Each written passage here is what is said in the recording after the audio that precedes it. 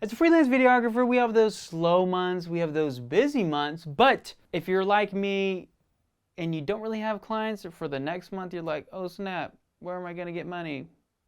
I need money.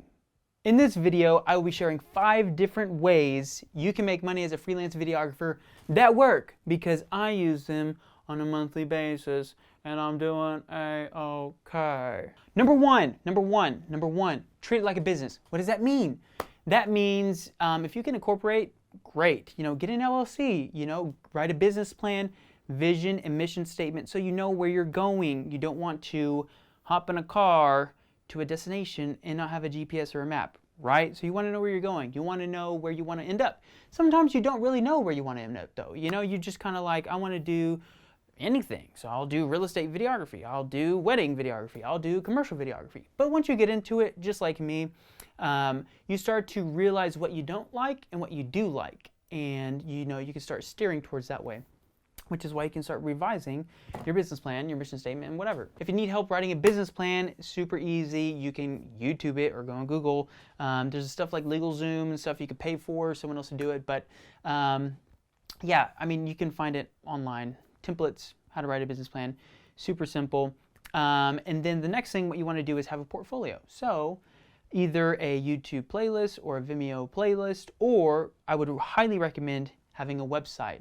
I use Wix. There's different other platforms that you can use, but the reason why I like Wix the best is because they have a pretty good SEO strategy. So what that means is search engine optimization.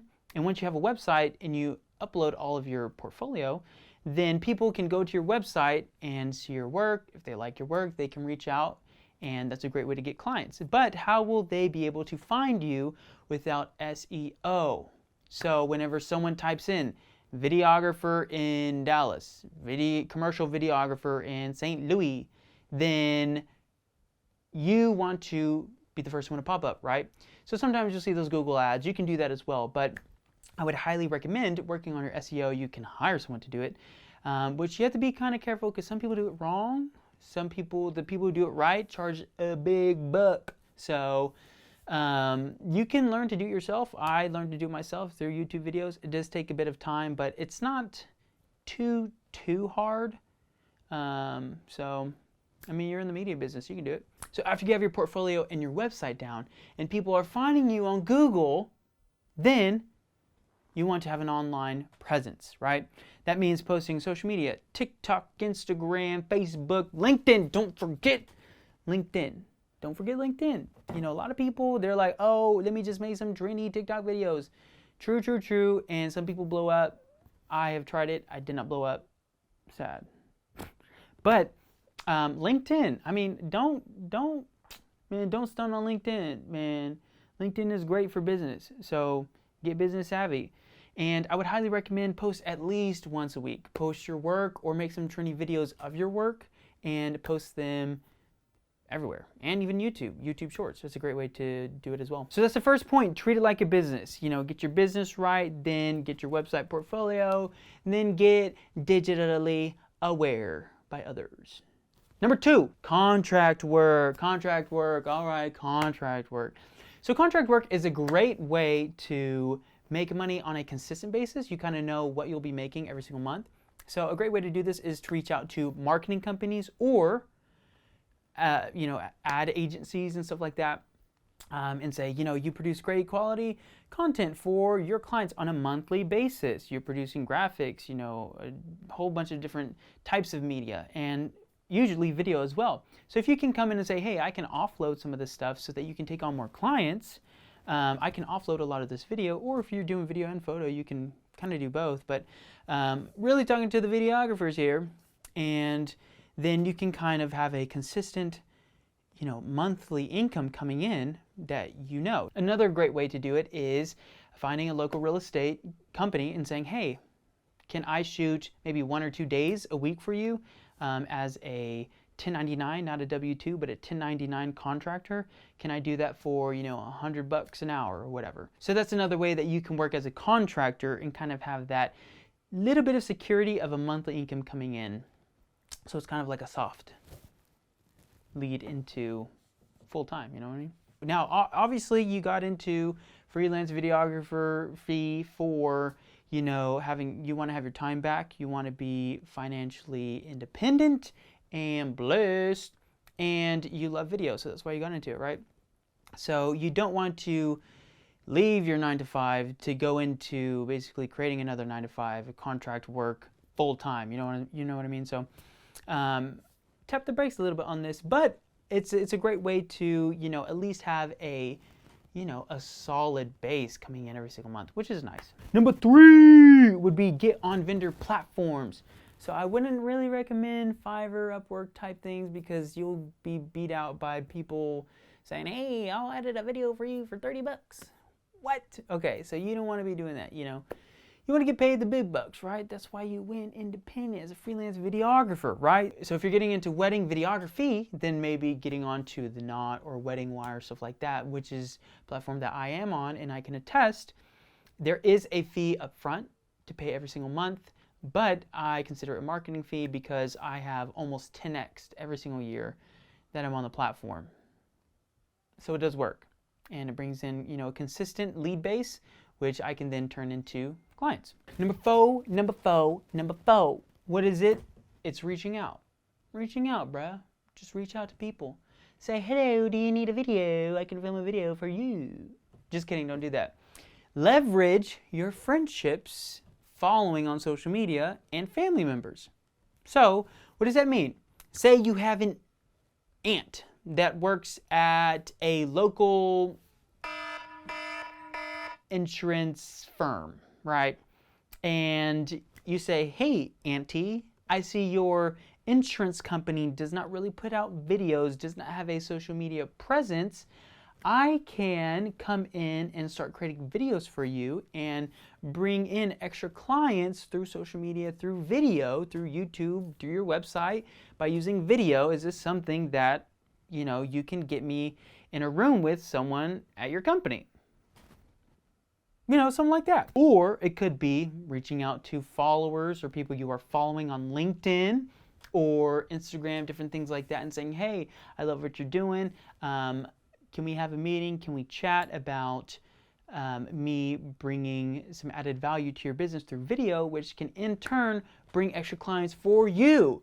Sometimes, you know, to get your foot in the door, you can say, hey, I'll do the first one for free. If it brings in clients, then boom, hire me back.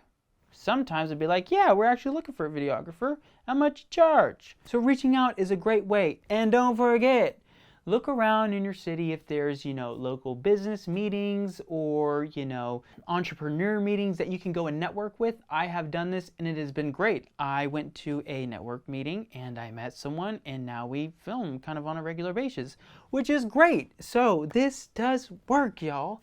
Reach out. I know for, you know, usually I'm a video guy. I'm an introvert. I like to stay behind a camera. But, you know, sometimes you gotta just go out and be uncomfortable. Great tip for your life. Be comfortable with being uncomfortable. Just put yourself in those situations. Go be brave. You know what I mean? Last one, number 5. Don't just sell one video. Upsell them. Okay, what does this mean? So say a company comes to you and the company's like, hey, we need a promo video for this event. We need you to come film the event and then make a promo video so we can use it for next year, right? It happens a lot. So when you're talking with the company, say, hey, yo. You know what I mean? And then they'll be like, yo. Okay, talk to the company. Say, hey, I can film this video for you and, you know, it can bring in, you know, so many people next year, right? And say, when I'm there, I don't mind grabbing a couple extra photos and charge them for that. So a recommendation you can do is say, hey, I know you're hiring me for one video, but say I capture extra footage, and since you're gonna play this video for next year's event, what if I edited 1 to 2 reels from this event and gave it to you every single month for the next 12 months to kind of prepare people about this event for next year. So it's kind of like the first few months will be like a recap reel of look what happened. And then, you know, as it starts getting closer to that time, you can start releasing some reels of saying, hey, this was last year, this was last year, this was last year. And it starts creating some buzz around your event coming up. In this way, the client will realize that you're very intelligent and say, oh, I see what you're saying. Now, sometimes they may not go with it, but it never hurts to ask. And so I have done this where I've said, hey, we're filming this one interview, okay, for this one price. And I'm like, I would like to get paid more. So what is a way I can ask for more money? You add more value to them. So I said, hey, we're filming this interview, and this is just like a one-off interview. What if I created 5 to 10 reels from this interview on top of that, and I charge you this much more for this one shoot? And they went for it, and it was great. So a great way to do is just upsell them. You're adding more value to them, but you're also doing a little bit more work, but not a ton more work, but you're able to make a little bit more money from each shoot. Boom. You know what I mean? You know what I mean? You know what I mean? So those are 5 ways you can make money as a freelance videographer that I have used, and it works great on a monthly basis. And you know what I'm saying? So if you're trying to level up your game, there are many more tips that I want to share with you. So stay tuned, yo. So it's not what you're selling. You are selling video, yes, but it's why you are selling it. Why are you creating a video for this certain company, this family, this wedding? Why are you doing this? Obviously you have a passion, but it should be to help them grow, right? So one thing I always ask every single client, more in the commercial, not necessarily the wedding space, is when I make this video, what do you expect it to do for your company? And that's a great segue into pricing the video, into next steps and deliverables and how much you want to be invested and all that sort of stuff.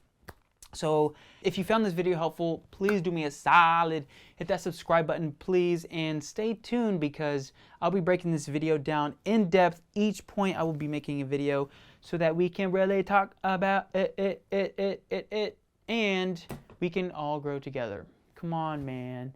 Life is a journey. Let's create together. Peace.